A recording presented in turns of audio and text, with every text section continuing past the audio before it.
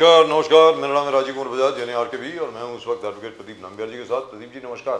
नमस्कार सर, नमस्कार। और प्रदीप जी और मैं कहाँ हैं? हम दोनों हैं नेशन नाउ पर। नेशन नाउ हमेशा हमेशा आपके साथ और हमेशा ही आपके साथ रहेगा। आप सब लोगों को नमस्कार।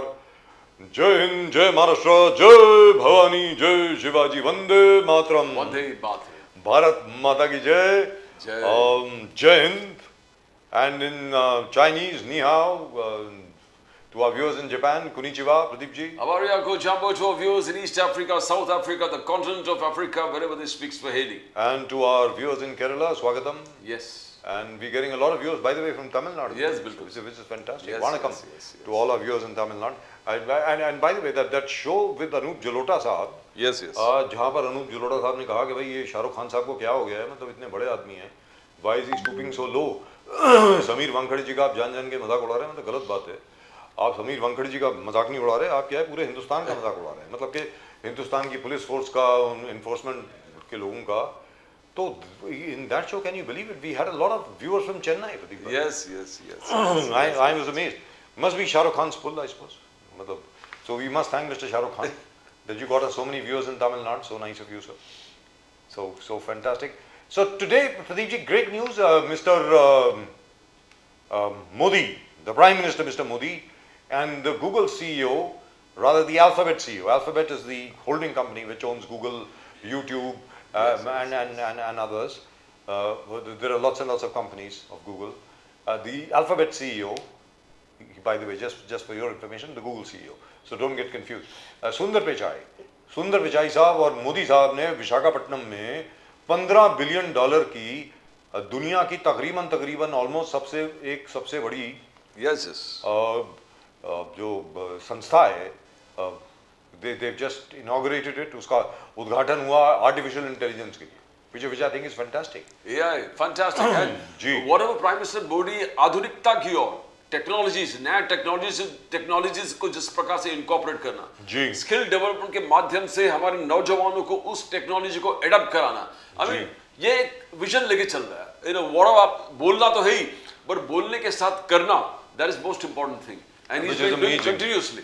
Which is amazing, absolutely amazing. And I'm personally very, very glad that he didn't go to Sharm el-Sheikh. Egypt में जो शर्म el-Sheikh है, वहाँ पर प्रधानमंत्री जी नहीं गए, इसके लिए मैं अंदर से बहुत खुश हूँ। करता भी क्या वहाँ पर, उनको मालूम है नवाज शरीफ, शहबाज शरीफ के साथ खड़ा कर देता और बोलते कि these two, I solved the problem. I solved the problem. And not only that, the Gaza peace, everybody is congratulating Trump and currying up to Trump and, yes. and doing all sorts of things to Trump, जैसे Trump साहब बादशाह सलामत हो और सारी की सारी दुनिया जो है उनके आगे पूंछ हिला रही है पकड़ के। मतलब ये क्या हुआ यार, मतलब मेरी समझ के बाहर है। मैंने तो कभी ऐसा सीन पहले देखा नहीं। शहबाज शरीफ आके बोलते हैं कि he is a great man of peace and Pakistan has nominated him for the Nobel Prize and so on and so forth. And then he jokes with Mark Carney and he says, Carney tells him that, hey, listen, you called me governor, you called me president of Canada. He says, thank God I didn't call you governor. In effect saying that, one day Canada will be the 51st state. मतलब के, और ये जनाब जो है शहबाज शरीफ साहब, उन्होंने हर चीज कर दी। अगर इनको आज बोलते कि भैया आप जो है नीचे झुक करके जनाब क्या नाम है उनका, ट्रम्प साहब के जूते भी चाट लो, तो वो भी कर देते आज। बिल्कुल कर देते। मतलब क्या है यार ये। And as far as the peace is concerned in Gaza, as I told you earlier, Pradeep ji, we were having this discussion. I have grave doubts about it because what is going to be the role of Hamas? Hamas का क्या role होने वाला है इसमें? Are you going to forget what happened on October 7th, 2023, जहाँ पर इतने ज़्यादा 1400 के करीब इजरायलियों को बेरहमी से मार दिया गया, काट दिया गया, औरतों के साथ क्या किया गया वो हमारे सबके सामने है। और उसके बाद इजरायलियों ने क्या किया गाजा में, क्या आप वो भूल जाएंगे? अभी तक बात हो रही थी जेनोसाइड ऑफ पैलेस्टीनियंस वगैरह वगैरह, that's all forgotten. And who is going to be administering Gaza now? There is no such plan, Pradeep ji. बिल्कुल, absolutely. Nothing is clear, but उन्होंने temporarily 20 hostages इस तरफ किया और पैलेस्टीनियंस को कुछ hostages थे वो इजिप्ट के माध्यम से उन्होंने वापस लौटा दिया। Apart from that, I don't think anything is going to happen. एक ceasefire हो गई बस थोड़ी बहुत, and suddenly Hamas they found their uniforms and you can see them on the street, और वो भी आपस में लड़ाई हो गई। वहाँ पे कोई कबीला है, उन्होंने जाके हमास के ऊपर अटैक कर दिया, हमास ने उन पे अटैक किया। मतलब क्या है यार, क्या है यार। और वो जॉर्जिया मेलोनी जी जो हैं, वो इटली की जो प्राइम मिनिस्टर हैं, वो आजकल जिससे भी मिल रही हैं उसको नमस्कार कर रही हैं मोदी जी के मिलने के बाद। मतलब ever since she has met Mr Modi she is doing namaste to everybody. To everybody, yes yes yes. ये तो शेख हैंड का है, उसको उसके पहले वाला सीन ना लगे। अब जब ये जाएंगी तब आप देखिएगा, जाते जाते ये नमस्ते करती हुई जाती हैं। मतलब ये देखिए क्या बात है साहब, हाउ वंडरफुल। राहुल गांधी जी का फिर वही है कि चिली जो उन्होंने स्टूडेंट्स के साथ वार्तालाप किए, उसी का वीडियो कांग्रेस ने निकाला कि फिर राहुल गांधी कह रहे कि the idea of free thinking is being attacked in India. इस देश में स्वतंत्रता से सोचना, उस पर अटैक हो रहा है, डेमोक्रेसी पर अटैक हो रहा है, लोकतंत्र पर अटैक हो रहा है। Let's go to our guests. I think we've got a wonderful panel of guests. Let's go straight across to them. Can we go to our guests, please? Thank you. We've got two of our guests, really and truly wonderful. From Nashik, Janab Lakshman Saji Sahab. Saji Sahab, नमस्कार. Saji Sahab, आपकी आवाज नहीं आ रही है. मुझे लग रहा है साजिश है आपके खिलाफ. देखिए साहब, कंस्पिरेसी हो रही है. जान करके आपकी आवाज बंद करी है उन्होंने. अरे भाई, please solve the audio problem यार. सौजी साहब की आवाज नहीं आ रही मुझको. आई कैन ओनली, वो जो है माइक के ऊपर कर कर कर की जो आवाज आती है बस वही आ रही है. Can you do something please? Engineering. तो can you tell him please? Just take him off air and tell him and bring him back on. Please solve the problem. What's the use of telling me कि उनका microphone निकल गया है शायद. अगर उनका microphone निकल गया तो उनको बोलिए दोबारा करें. And from Lucknow Sanjay Dwivedi ji. संजय द्विवेदी जी नमस्कार. जय श्री राम. कैसे हैं सर? हर हर महादेव. हर हर महादेव. तो सर, आज उद्धव ठाकरे जी, शरद पवार जी, बाला साहब थोराट साहब और आदरणीय सम्माननीय राज ठाकरे साहब, सब लोग मिलकर के इलेक्शन कमीशन के पास गए. स्टेट इलेक्शन कमीशन जो है ना, हमारी जो स्टेट इलेक्शन कमीशन है महाराष्ट्र की, और वहां पर उन्होंने कहा कि भैया जो कॉर्पोरेशन की भी जो इलेक्शन है, म्यूनिसिपैलिटी की जो इलेक्शन है ना, तकरीबन 27 म्यूनिसिपैलिटी है, 27 लोकल बॉडीज हैं जिनकी इलेक्शन अभी होनी है. वो 2017 से लेकर के 2023 तक जो ड्यू हो गई थी, अभी तक नहीं हुई है. और उन्होंने कहा कि भैया साथ में वीवीपैट जो है वो भी होना चाहिए, ऐसा उन्होंने मांग करी है, जबकि लोकल बॉडीज में होता नहीं है. But it was very nice to see. बहुत अच्छा लगा देख करके कि राज ठाकरे जी उद्धव ठाकरे जी के साथ गए हैं साथ में. द्विवेदी जी कुछ बोलना चाहेंगे इसके बारे में? क्योंकि इलेक्शन होने हैं जी. कब से? 2023 से अभी तक नहीं हो पाए हैं. 2017 से सर. 2017 से अभी तक नहीं बीएमसी हो का पाए चुनाव हैं. 2017 में. जी हाँ. मैं बोल रहा हूँ, बोलिए. नहीं हो पाए अभी तक. जी. अब जब इतने साल से इलेक्शन नहीं हो पा रहा है, जिम्मेदारी किसकी है? चुनाव आयोग की. दुरुस्त बात. स्टेट गवर्नमेंट की जिम्मेदारी है, स्टेट चुनाव आयोग की जिम्मेदारी है कि वो चुनाव कराए. चुनाव नहीं हो रहा है, इसके पीछे किसका हाथ है? देखिए, हम लोग जो बार बार एक बात कहते हैं, चुनाव हुआ, सीबीआई हुआ, ईडी हुआ, या जितने भी हमारे इसके संवैधानिक संस्थाएं हैं, वो क्रीज हैं, वो अपने मन से काम नहीं कर पा रहे हैं. तो शायद ये हमारे देश के लोगों को जानना चाहिए, 100 करोड़ जनता को, कि 140 करोड़ जनता को जानना चाहिए कि ये डेवलप हो रही हैं. अगर चुनाव नहीं हो रहा है, चुनाव कराने की जिम्मेदारी किसकी है? आज माननीय उद्धव ठाकरे जी, माननीय शरद पवार जी, राज ठाकरे जी आज चुनाव में गए और एक ही मांग है कि आप चुनाव कराइए. और वीवीपैट अगर इस्तेमाल आप कर सकते हैं, क्यों नहीं किया जा सकता? मैं ये नहीं समझ पा रहा हूँ, क्या ये चुनाव महत्वपूर्ण नहीं है? यह चुनाव इतना महत्वपूर्ण नहीं है कि इसमें हम अपनी जो भी पारदर्शिता है, भाई हमें कुछ चुनाव क्या है? भाई मैं कहता हूँ, लोग कहते हैं मैं गलत हूँ. अगर मुझे लोग गलत कह रहे हैं तो हमारी जिम्मेदारी है संजय द्विवेदी की, मुझे सही होकर सामने दिखाना है, एक पारदर्शिता रखनी है कि नहीं हम सही हैं. भाई आप कैसे सही अपने सिद्ध करेंगे? तो सबसे बड़ी बात है आज की डेट में, जो चुनाव आयोग हो, चाहे ईडी हो, चाहे सीबीआई हो, सुप्रीम कोर्ट ने भी इस बात का खंडन किया है, और उनके वहां से भी निकल के आया है कि ये संस्थाएं जो है, संवैधानिक संस्थाएं हैं, ये जो काम कर रही हैं, वो ऐसा लग रहा है कि कहीं कुछ बंदिशों में काम कर रही हैं, कुछ उन पर दबाव कुछ है.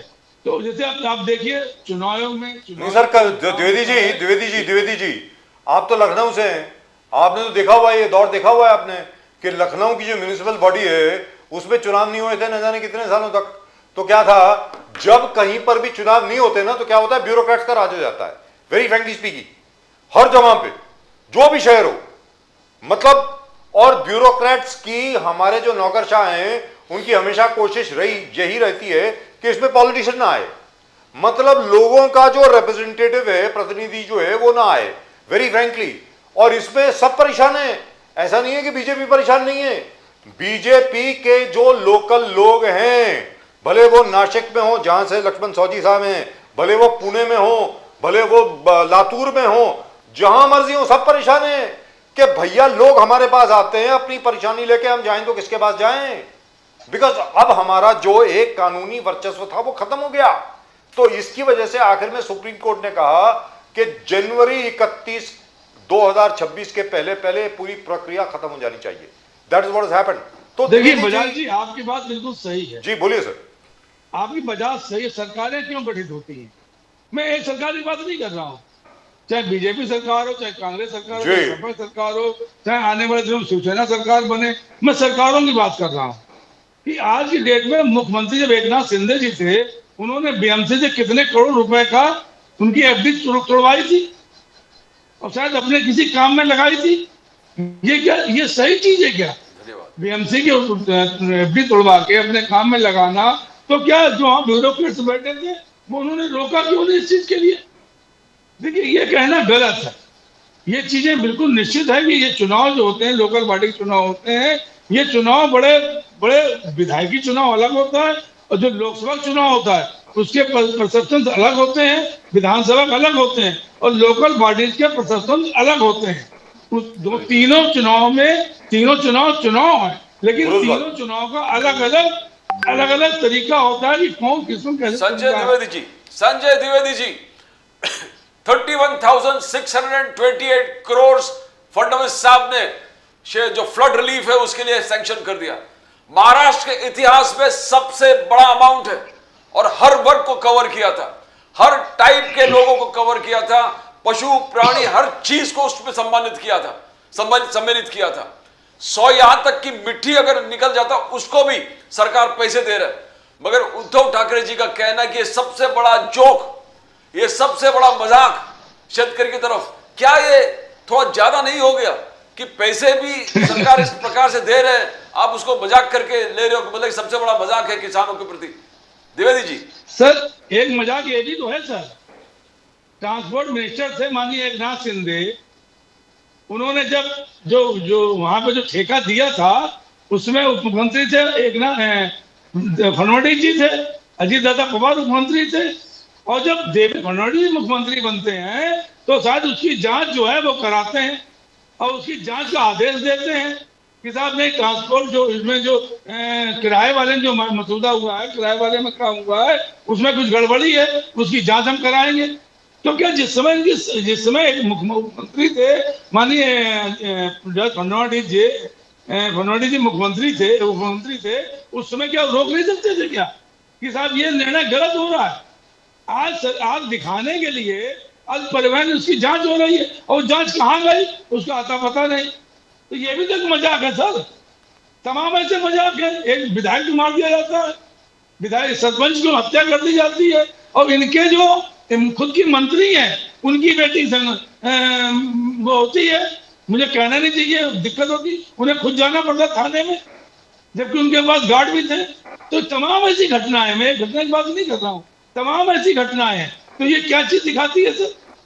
आप कभी कहते हैं साहब हिंदी होना चाहिए, जीआर निकालते हैं 1 से 5 तक, इसका कहते हैं नहीं होना चाहिए, आप वापस ले लेते हैं। ये क्या मजाक नहीं है प्रदेश में? ये सब मजाक ही चल रहे हैं सर। देखिए सरकार अगर जनता के लिए हो, जनता के हित में हो, तो ये मजाक नहीं हो सकते हैं। लेकिन चाहे केंद्र सरकार हो, चाहे आपकी प्रदेश सरकार हो, जहां जहां इनकी सरकार है, टोटल मजाक चल रहा है। गारंटी किसने दी थी? एकनाथ शिंदे जब मुख्यमंत्री थे उन्होंने तब गारंटियां दी, वो गारंटी क्या अभी तक फडणवीस जी पूरी कर पाए? तो ये क्या मजाक जनता के साथ नहीं है? ये जुल्मे नहीं है, ये क्या चीज है?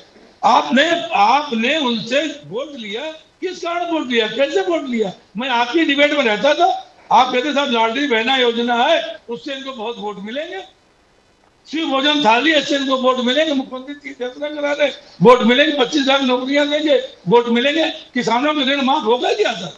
किसानों में आप ही कहते थे सर, मैं तो डिबेट में आपसे रहता था, आप कहते नहीं देख कितनी अच्छी योजना है और इनको वोट मिल रहा है, वोट मिल गए तो राजनीति में, क्या ये योजनाएं पूरी हुई? तो ये जनता के साथ मजाक नहीं, धोखा नहीं है, ये बेईमानी नहीं जनता के साथ। आप दूसरे के लेके आप कहते साहब कांग्रेस ने कुछ नहीं किया, तो कांग्रेस ने अगर 65 साल राज्य किया है तो उसमें उन्होंने सुई से लेके एरोप्लेन बना दिए, लेकिन यहाँ पर क्या है संजय द्विवेदी IIT बनाई, रेलवे का विस्तार किया, तमाम ऐसी चीजें जो आपको संजय मालूम द्विवेदी है, जी, पूरी जनता को मालूम है। सं- लेकिन सं- आज आप क्या कर रहे हैं? संजय जी, आप एक उसके नाम से सिर्फ जनता को धोखा देने का काम कर रहे हैं। संजय जी, जो प्रदीप जी ने आपसे सवाल पूछा था वो ये था कि भाई 31,000 करोड़ से ज्यादा का एड इंटरिम रिलीफ, जो इमरजेंसी रिलीफ होता है, वो फार्मर्स के लिए प्रोवाइड किया गया है, which I think is very good at the moment, and it will increase. Let me go to Lakshman Saji साहब। सौजी साहब, 2 या 3 चीजें हुई हैं अभी, and that is very important। Ashok Yadav जी भी आ गए हैं। अशोक यादव जी नमस्कार। नमस्कार सर, नमस्कार, thank you very much, welcome to the show. Ashok Yadav ji from the Samajwadi Party. Laxman Sahu साहब, आज सुंदर पिचाई साहब ऑफ गूगल के CEO और मोदी जी ने एक $15 बिलियन की facility dedicated to artificial intelligence inaugurate करी विशाखापट्टनम में। I think that's a fantastic thing.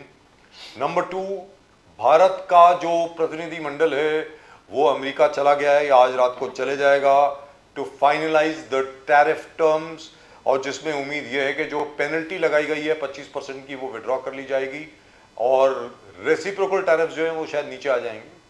India will also have to make a few concessions, there is no doubt about it. और तीसरी चीज, मोदी जी जो इजिप्ट नहीं गए मतलब शर्म अल शेख में नहीं गए, वो बहुत बढ़िया चीज है मेरी समझ में। तो लोग उसके ऊपर सवाल उठा रहे हैं, लेकिन मेरी समझ में तो नहीं गए। आप बहुत अच्छा काम किया, क्योंकि वहां तो जितने भी लीडर्स आए हो यूरोप के हों, बाकी सब हों, वो तो ऐसा अल्लाह ट्रम्प साहब ऐसे खड़े हैं और सब लोग उनके आसपास जो है पूंछ चला रहे हैं। मतलब अजीबो गरीब मसला है यार, ये क्या है? But this is not done, but whatever it is, I think what Modi ji has done over here is I think quite good. The very fact उन्होंने सपोर्ट किया, सीज फायर आपने किया, युद्ध विराम हुआ, आपकी वजह से हुआ, बहुत अच्छा काम किया, हम लोग आपके साथ हैं।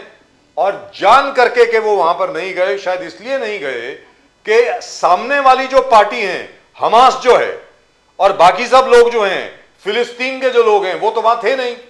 तो भाई किसके बिहाफ पे सीज फायर हो रही है ये तो बता दो। लक्ष्मण साहू साहब, अब आप बोलें सर प्लीज। साहब, आपने जब चर्चा शुरू की मेरा आवाज गया था जी, वापस आए अभी आवाज आई है जी।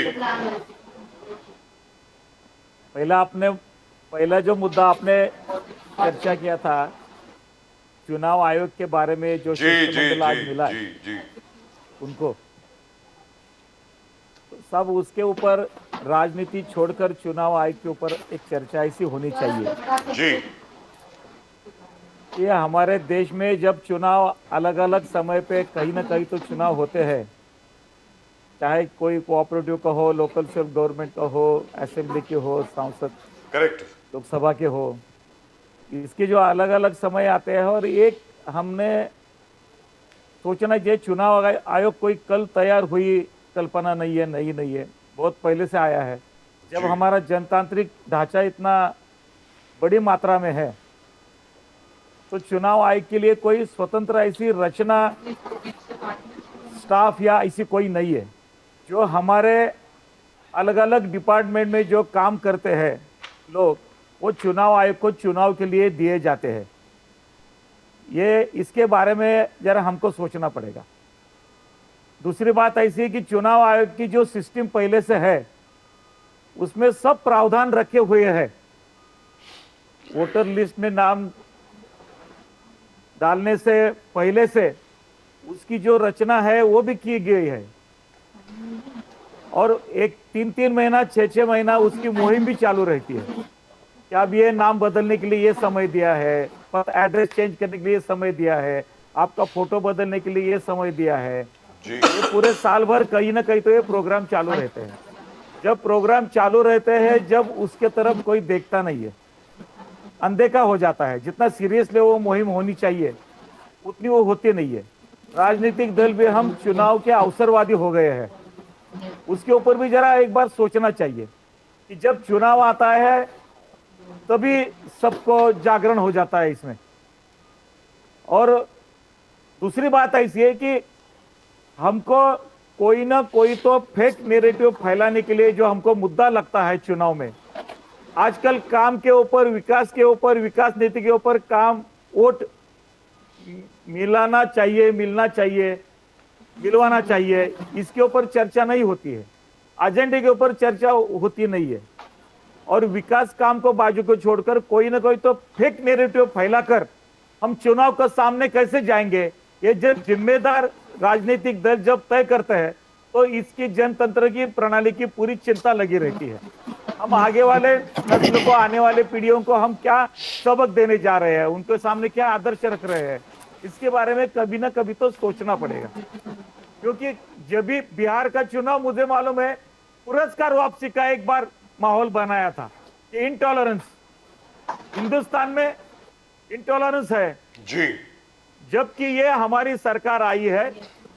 पहले 50-60 साल जब चुनाव होते थे, चुनाव आयोग था, टीएन शेषन के जमाने से जब चुनाव आयुक्त आ गए, उसके बाद जो जो बदलाव हो गए उसके ऊपर भी आप सोच सकते हैं। उसके बाद में अभी तो पूरा डिजिटलाइजेशन हुआ है, मशीनरी आ गई है, और हमारी जो वोटर संख्या है दुनिया में, एक बड़ी मात्रा में वोटर संख्या है, इसका भी हमको सोचना पड़ेगा।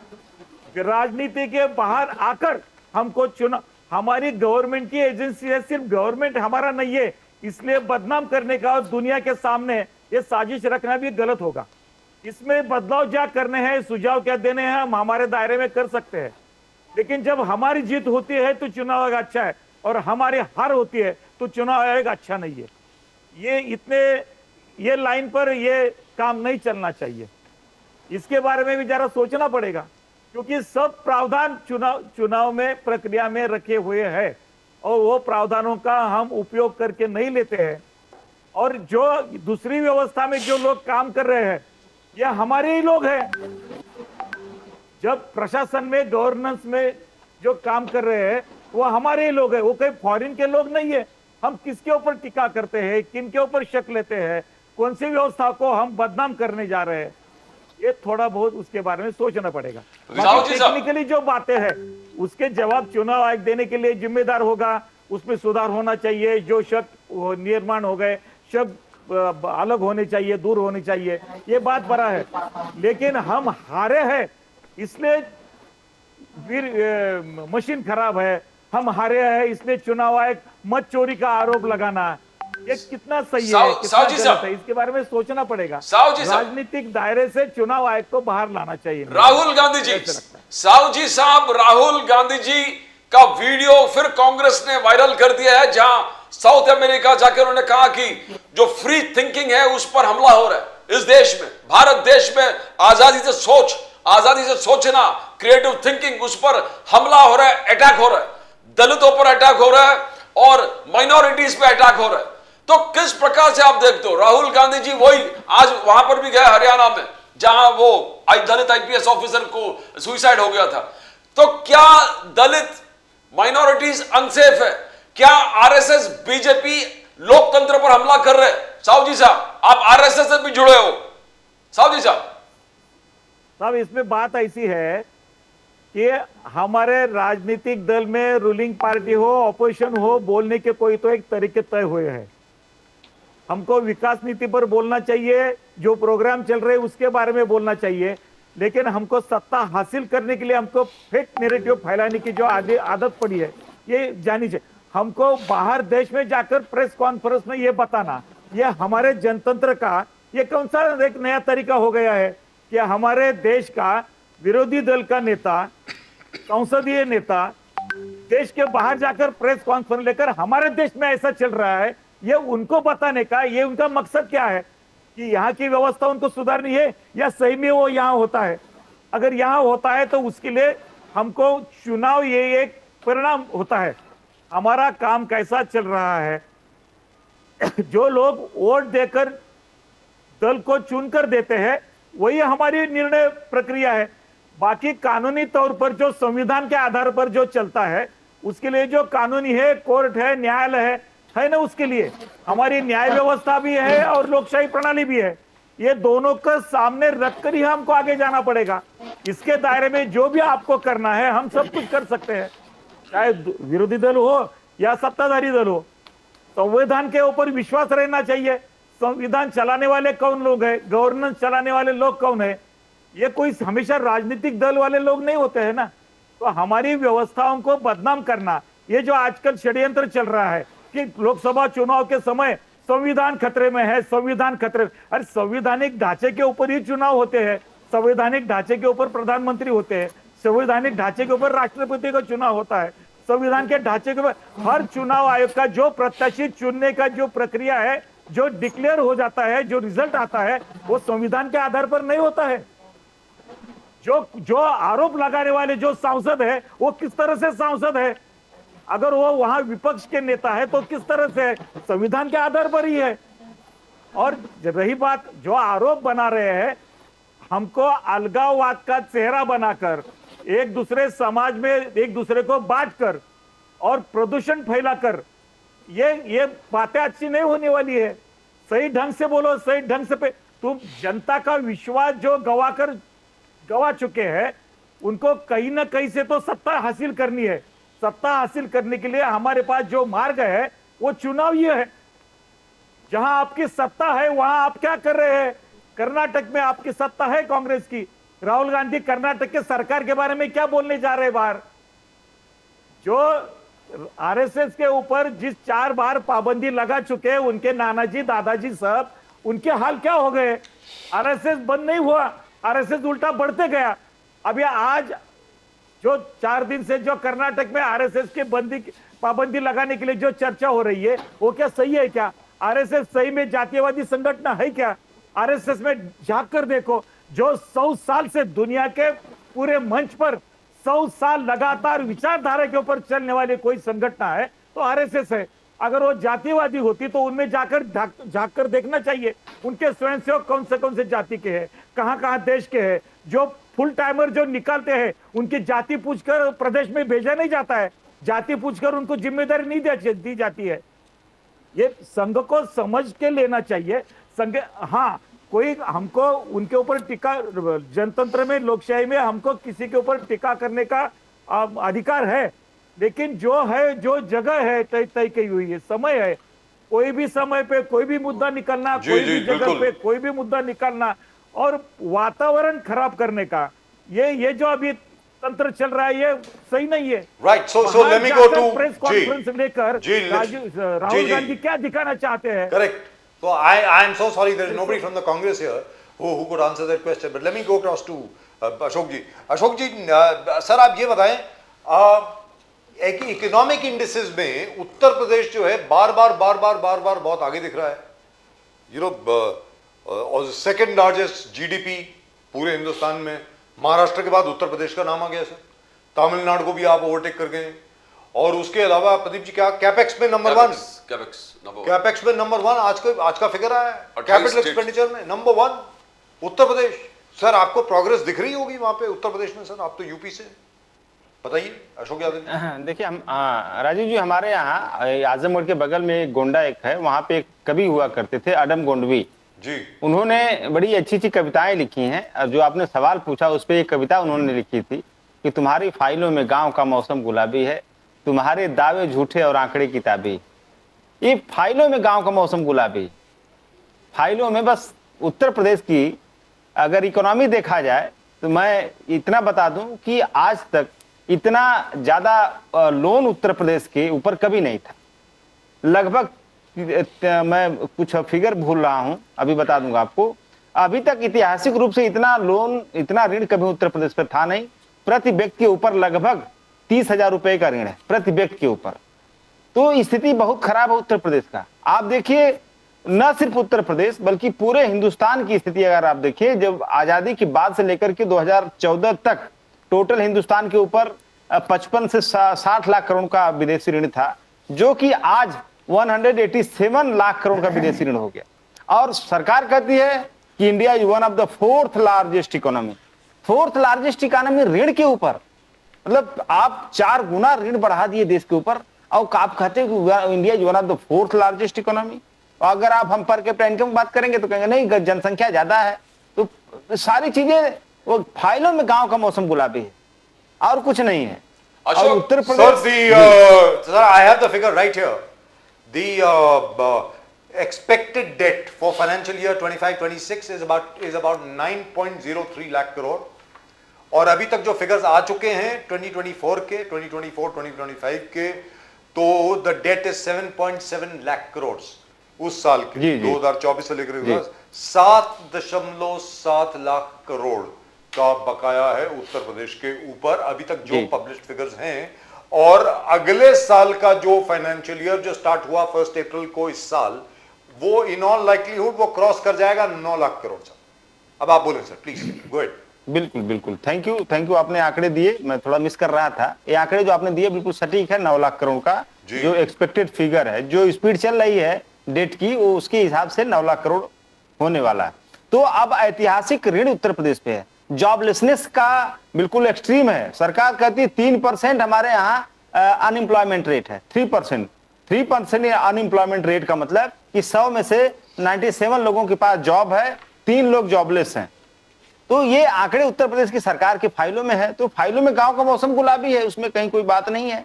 अगर हम टॉप 50 कंट्रीज इकोनॉमिकली अगर देखा जाए, तो उन टॉप 50 कंट्रीज में पर कैपिटा इनकम अगर फोर्थ लार्जेस्ट है, तो हमारा पर कैपिटा इनकम कहीं कहीं रिफ्लेक्शन में होना चाहिए।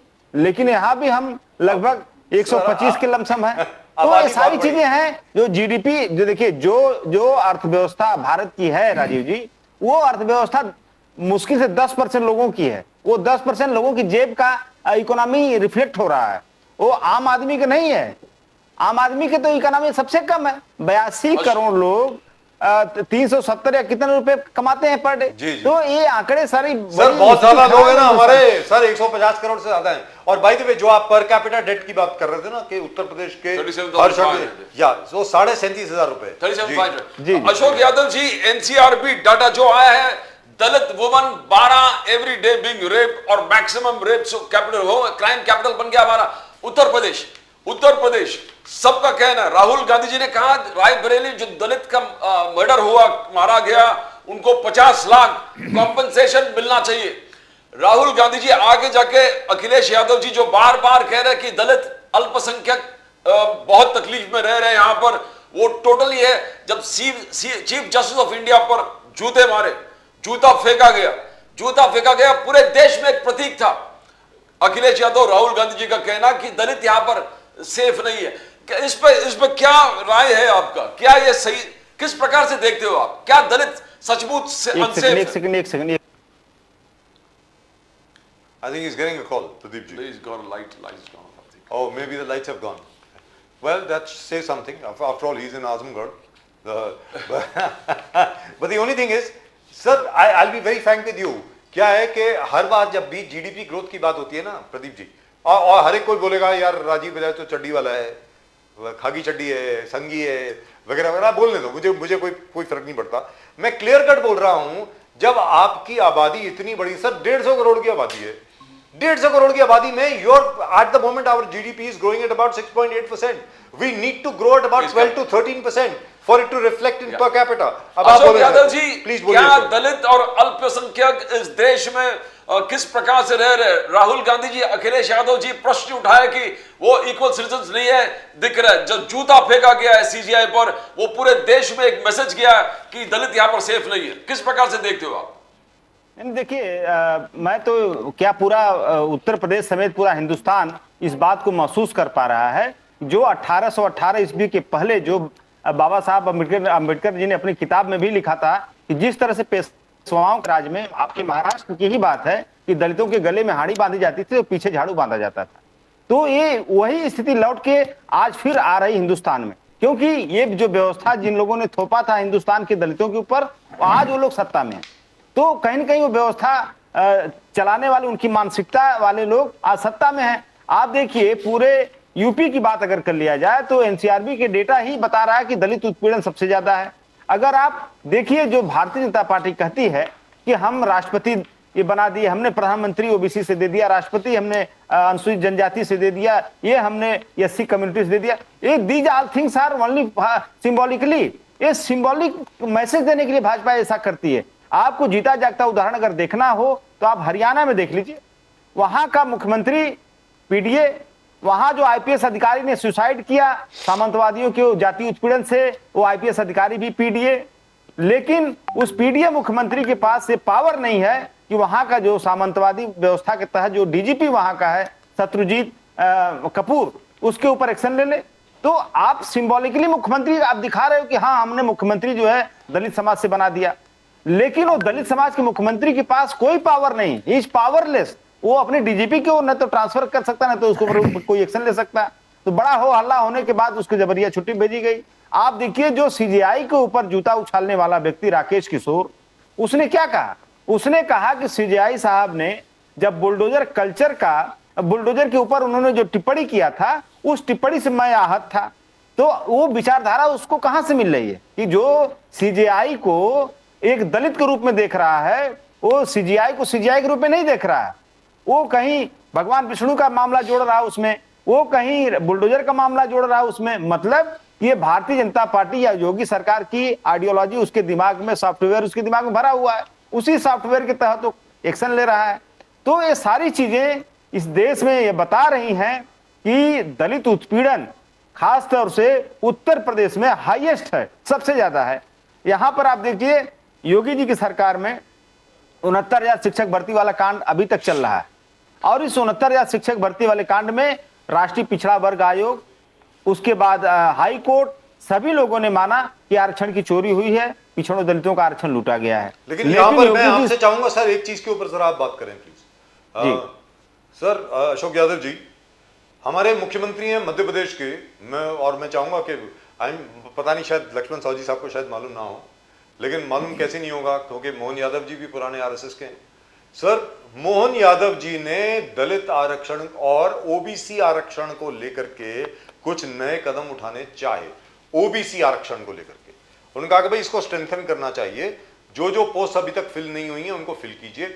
आपको मालूम है कि भारतीय जनता पार्टी के खुद के जो एमएलए हैं उन्होंने एक मोर्चा खोल दिया मोहन यादव जी के खिलाफ, अपने ही मुख्यमंत्री के खिलाफ। ये क्या हो रहा है यार अशोक यादव जी, ये क्या है? अब आप बताइए प्लीज। नहीं, मैंने देखिए राजू जी, मैंने पहले ही कह दिया कि जैसे किसी यादव को मुख्यमंत्री बना देंगे, किसी दलित को मुख्यमंत्री बना देंगे, किसी को जाति देकर बना देंगे, लेकिन वो ऐसा सॉफ्टवेयर उसमें डाल देंगे, इंस्टॉल कर देंगे, वो सॉफ्टवेयर फिर भाजपा का रहेगा। वो नाम का यादव मुख्यमंत्री है, नाम का दलित मुख्यमंत्री है, लेकिन सॉफ्टवेयर उसके अंदर भाजपा आरएसएस का इंस्टॉल्ड है। तो सॉफ्टवेयर वो दूसरा इंस्टॉल करके बनाते हैं। और इसी क्रम में आप देखिए मध्य प्रदेश में ही अभी मैं देख रहा था कि कोई पिछड़े वर्ग का व्यक्ति, उसने किसी अगड़े वर्ग के व्यक्ति के खिलाफ जो शराब का अवैध व्यापार करता था उसके ऊपर सोशल मीडिया पे कुछ लिख दिया, और लोगों ने पकड़ के उससे जो अगड़ी जाति का व्यक्ति था जो शराब का कारोबार मतलब अवैध कारोबार करता था, उसका पैर धुलवाया, वो धुले हुए पानी को उसको पिलाया गया, कुशवाहा समाज से था वो। तो ये इस तरह की चीजें आज भी समाज में हो रही हैं, और सदियों से जो दुर्व्यवस्था चली आ रही थी, बाकी वर्ल्ड लेवल पर तो बहुत सारे सुधार हुए हैं, लेकिन हिंदुस्तान में चूंकि ये सरकार ऐसी है कि वो जो मनुवादी व्यवस्था, सामंतवादी व्यवस्था की पोषक है, उसकी मतलब भाजपा जहां है वहां दलित उत्पीड़न हो रहा है, भाजपा जहां है वहां पीडीए उत्पीड़न हो रहा है। तो भाजपा और पीडीए उत्पीड़न ये चोली दामन के साथ है, both are complement of each other. Ashok Yadav ji, क्या मायावती ने आपका जो पीडीए का फॉर्मूला, जो एक जबरदस्त फॉर्मूला था पीडीए, क्या मायावती ने आपको क्लीन बोल्ड कर दिया पीडीए फॉर्मूला को? बिकॉज उन्होंने, मायावती ने कहा मैं योगी के लीडरशिप से प्रेरित हूं, I am really satisfied by Yogi government, Yogi government जबरदस्त काम कर रहे हैं। किस प्रकार से, क्या मायावती इन्फ्लुएंस करेंगे पूरे पीडिया को ब्रेकअप करने में? अशोक यादव जी नहीं, देखिए भारतीय जनता पार्टी को अपनी नीतियों पर से भरोसा उठ चुका है, अपनी शक्ति पर से भरोसा उठ चुका है, इसलिए वो मायावती जी को आगे कर करके गेम खेल रही है। आप जो 9 तारीख को वहां पर जो रैली थी लखनऊ में, वो भारतीय जनता पार्टी की और बसपा की संयुक्त रैली थी। उनको ये पता है कि जो पीडीए का साइक्लोन है या पीडीए का जो टॉर्नेडो है, जिसका आप उन्होंने देखा 4 जून 2024 को लोकसभा के चुनाव के दिन, उस टॉर्नेडो में भाजपा उखड़ जाएगी।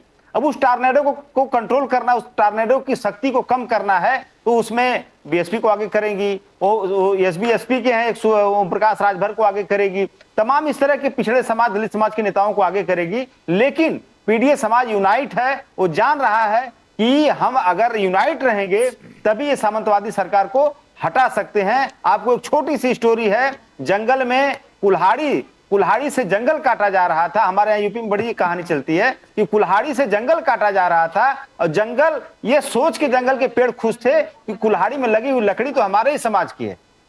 तो इस तरह की चीजें, इस तरह का नैरेटिव बताया जा रहा है कि आपके समाज के लोगों को आगे करके लेकिन अशोक यादव जी इसके पहले क्योंकि मैं आ रहा हूँ, सौजी साहब आपके पास आ रहा हूँ, मुझे मालूम है आपके ऊपर दोनों तरफ से अटैक हुआ है, आपके पास आ रहा हूँ इसलिए मालूम है, द्विवेदी जी आपके पास भी आऊंगा मैं। लेकिन अशोक यादव जी, ऐसा तो नहीं है कि दलितों के खिलाफ अभी जो शोषण हो रहा है वो पहले नहीं होता था।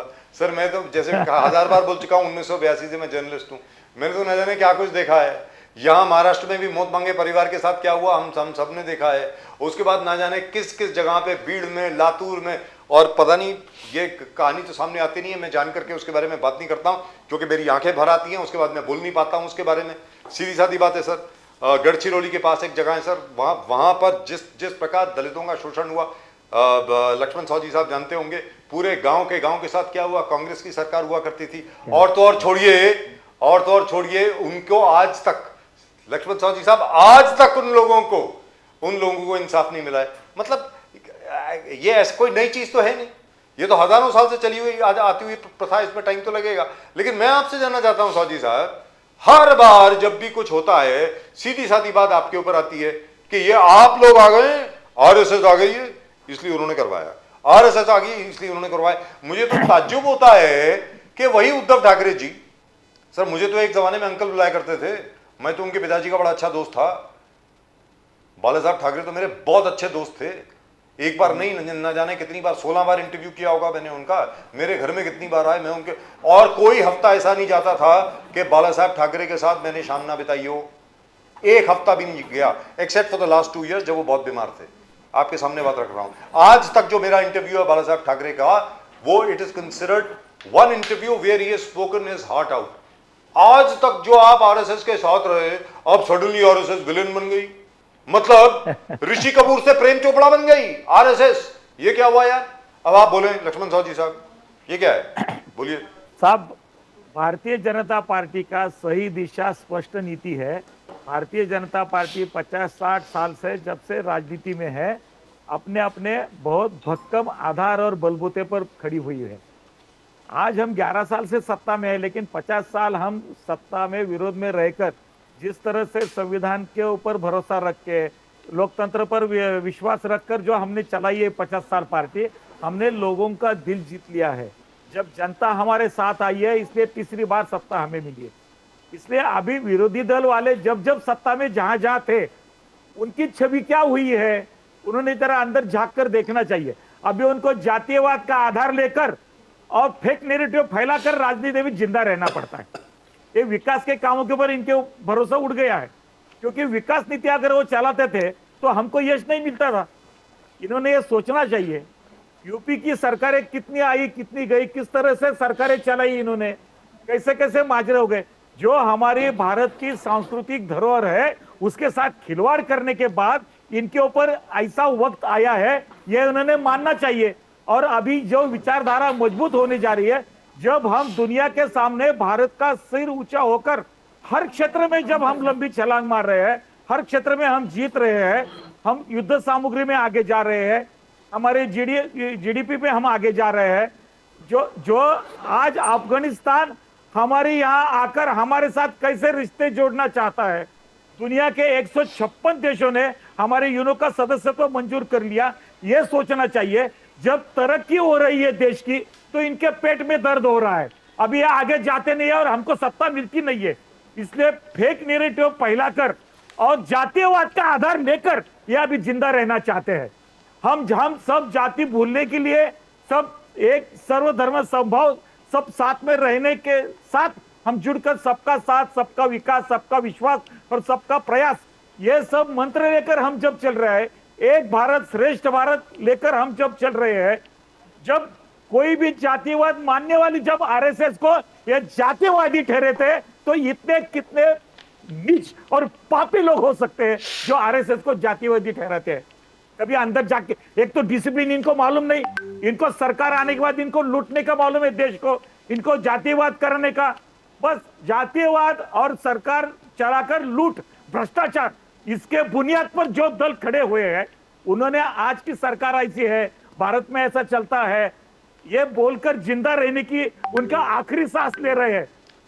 अभी दोनों चुनाव, बंगाल का चुनाव होने जा रहा है, क्या बंगाल की हालत क्या थी पिछले चुनाव के बाद में? 10 साल से बंगाल की हालत क्या थी? बिहार में किस तरह से चुनाव हुए, बिहार कैसे अभी दोनों भी चुनाव सामने है ना। दोनों चुनाव जीतने के लिए ये कोई जमीन तैयार करने की जो इनकी कोशिश चल रही है, जनता तय करेगी।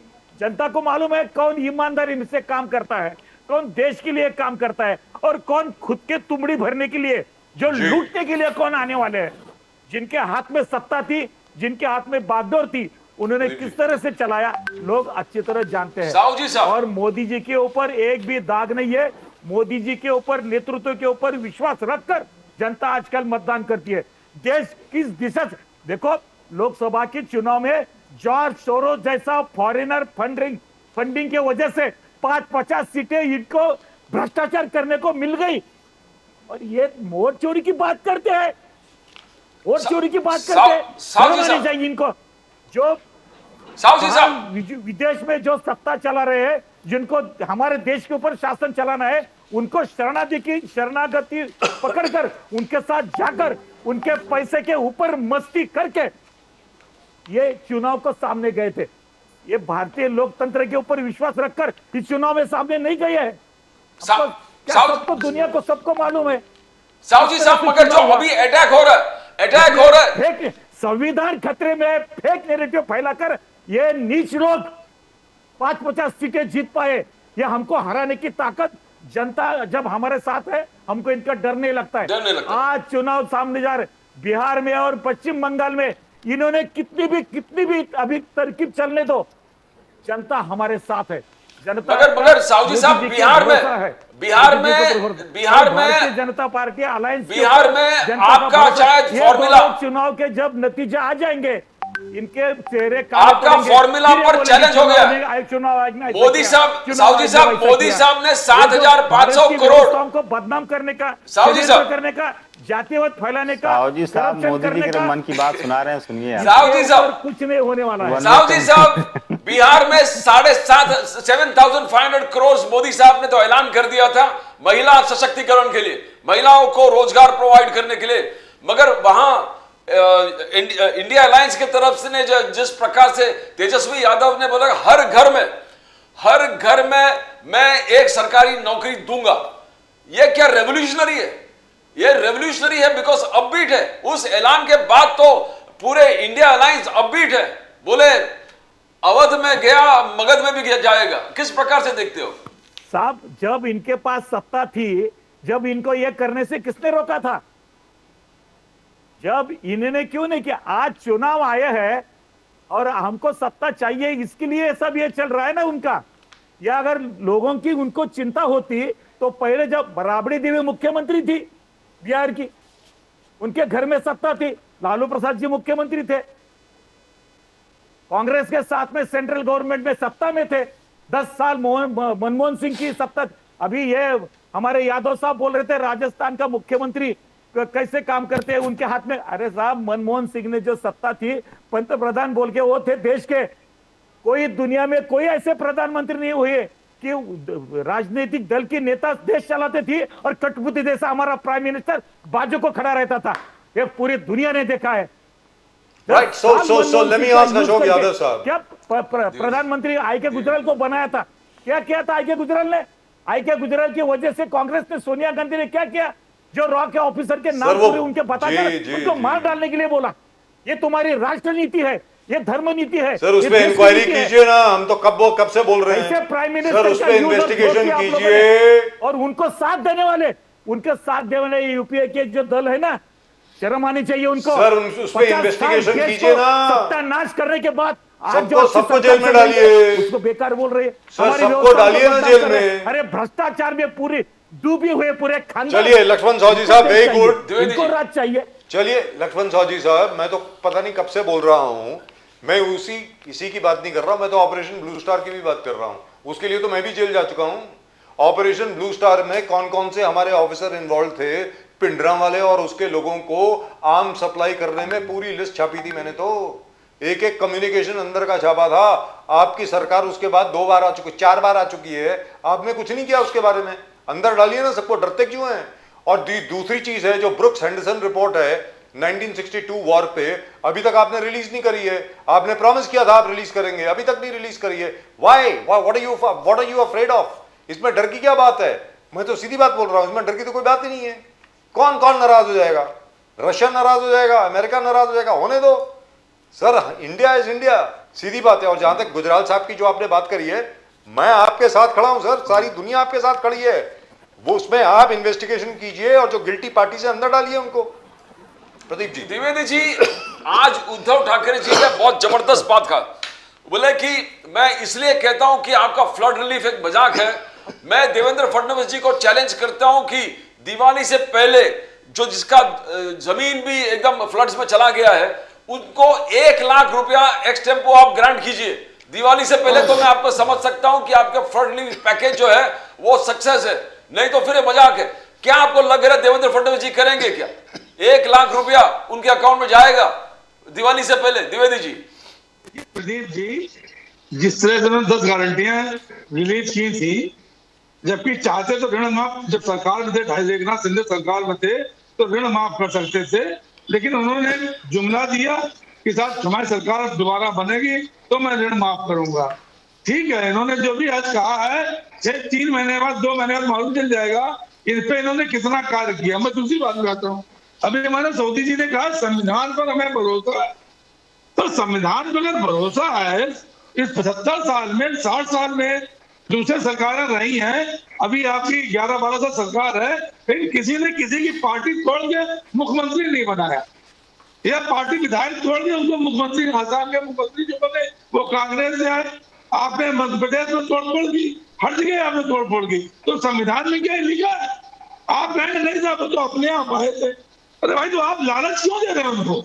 जब आप लालच दे रहे हैं, मुख्यमंत्री बनाने की बात कर रहे हैं, 50 मौके का मौके कर रहे हैं, तो आदमी निश्चित आएगा। जो चूंकि ये आज की राजनीति स्वार्थ और लालच पर टिकी हुई है, पहली बात। दूसरी बात आपने कही फ्री थिंकिंग पर अटैक हो रहा है, माननीय राहुल गांधी जी ने कहा, बिल्कुल सही कहा उन्होंने, बिल्कुल सही कहा उन्होंने। अभी एक हमारा एक दूरदर्शन आपका चैनल है, उसके डायरेक्टर और उनकी मिसेज को 4, 4.5, 5 साल पर परेशान किया गया। और आखिरी में क्या हुआ कि साहब सीबीआई ने कहते हैं इनके खिलाफ कोई में सबूत नहीं मिले, लेकिन क्या हुआ, वो बिक गई, वो दूसरे को चली गई। इसी तरह आप आइए दिल्ली में आइए, महाराष्ट्र में आइए। सरकार जब उद्धव ठाकरे की थी, कितने लोगों में मुकदमे चले। दिल्ली में तो सरकार थी, मनीष सिसोदिया, सत्येंद्र जैन, अरविंद केजरीवाल, सभी शराब घोटाले में शामिल थे। सर शरद पवार जी के खिलाफ, लेकिन आज की डेट में सर शरद पवार जी के खिलाफ किसी ने एक कविता लिखी थी जिसको एक लड़की ने लाइक किया, उसको आपने 90 दिन के लिए जेल भेज दिया था। एमबीए की जब सरकार थी, आपको बता दूं। हाँ बोलिए, आप बोलिए, आगे बोलिए सर। मैं सुनी मैं क्या कहा आपने? मैंने कहा कि किसी ने फेसबुक पर शरद पवार जी के लिए कोई व्यंग्य भरी कविता लिखी थी। केतकी चिटले जी, उन्होंने वो केतकी चिटले ने उसको लाइक किया था और फॉरवर्ड किया, उसको उठा करके 90 दिन के लिए आपने उसको जेल में भेज दिया फेसबुक की पोस्ट के लिए। सर तो ये बात रहने दीजिए, सारी सरकारें एक जैसी होती हैं, उसमें कोई प्रॉब्लम नहीं है। मैं भुगत चुका हूं सबको। हाँ बोलिए, अब आप बोलिए सर, बोलिए। तो कहना चाहिए कि जो राहुल गांधी जी ने बोला सही है। क्यों गलत बोल रहे हैं उसके लिए? आपको राहुल गांधी आदर्श लगता है, इसमें आपकी क्या नीति हो गई है समझ में आता है। तो इसके मतलब राहुल गांधी जी बोल रहे हैं। आजकल शिवसेना उद्धव ठाकरे की राहुल गांधी चलाते हैं। कह सकता है बाहर जाके दोनों देशों में जाएंगे कि यहाँ पे पैदा होना दुर्भाग्य है, यहाँ पैदा होने से हमारा दुर्भाग्य पैदा होना। देखिए आज की मीडिया, चाहे इंडिया बोले चाहे किसी गांव में बोले, चाहे हम किसी देहात में बोले, जी जी जी किसी जी, शहर में बोले, गॉड ब्लेस यू सर, और God bless you again. मैं किसी शहर में बोलूं, जी। आज की जो मीडिया वो विश्व की पूरी आज हम जो आप कर रहे हैं वाईफाई माध्यम से हम डिबेट कर रहे हैं, तो क्या हम आज यहाँ बोलेंगे तो क्या अमेरिका बात नहीं जाएगी हमारी, क्या जापान बात नहीं जाएगी हमारी, या रूस बात नहीं जाएगी हमारी, तो वहां बोला या यहाँ लेकिन बोला, स्पेसिफिकली इससे साउथ, कोई मतलब नहीं है। लेकिन जो स्पेसिफिकली बात आपने साउथ कही, अमेरिका में जाके सरकारें बोलने की क्या सभी जरूरत जैसी है? होती हैं, तो भारतीय जनता पार्टी भी वही है ना, तो भारतीय जनता जिसका पार्टी नमक कांग्रेस खाते हो बनती उसके क्या? साथ ईमानदार रहो, अगर नमक कांग्रेस हरामी मत करो। जबरदस्ती थी, अगर कांग्रेस सही नहीं थी जिसको जनता ने बिगाड़ दिया, जिस देश का तो नमक भाजपा को खाते हो ना बिगाड़ेगी। उसके साथ नमक हरामी मत करो। अरे बात सुन लीजिए, नमक हाथ लगा जनता के साथ, हमारे साथ नहीं, जनता के साथ नमक हरामी जिस कर देश रहे का हो। नमक खाते और हो RSS उसके की साथ बात नमक तो हरामी मत सुनिए। करो। अभी जो आपने कहा उद्धव ठाकरे आरएसएस की बात कर रहे हैं, तो क्या गलत बात कर रहे हैं? भाजपा के भाई, इन्हीं ऊपर की JP देशद्रोह का नड्डा ने आरोप कहा- कोई नहीं लगा इन्हीं की सकता। JP नड्डा ने आरएसएस के कहा ऊपर जब देशद्रोह का आरोप राष्ट्रीय कोई नहीं अध्यक्ष लगा थे सकता। कि मुझे आरएसएस की जरूरत नहीं है, आरएसएस हमारा कोई मतलब सोरोस नहीं के है। पैसे के तो ऊपर जब 50 RSS सीटें के ज्यादा लिए मिल गई, JP नड्डा ऐसा लग रहा है बोल सकते तुमको? हैं, तो क्या उद्धव शांत ठाकरे कर को गए तुम। गलत कर दिया क्या?